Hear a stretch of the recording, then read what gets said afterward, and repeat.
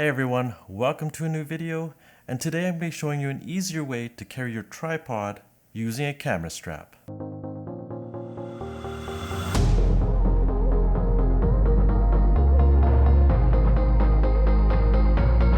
So this hack is actually pretty simple. If you have an extra camera strap laying around, maybe you just bought a new strap and you don't know what to do with your old one thing that I've actually done is use the camera strap as a tripod strap. What I did was I attached one end to the neck of the tripod, like so, and I attached the other end to one of the legs of the tripod. And there you have it, a strap for your tripod. Now you could take it and wear it around your shoulder, like so. Or you could put it around your neck and kind of wear it like a sling. I find it super handy.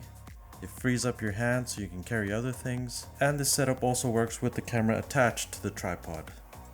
And there you go, an easier way to carry your tripod using a camera strap. Hope this hack helps you out. Always remember to create and appreciate. And if you like my videos, please like and subscribe, and I'll see you guys later. And don't forget to click on the bell for those notifications.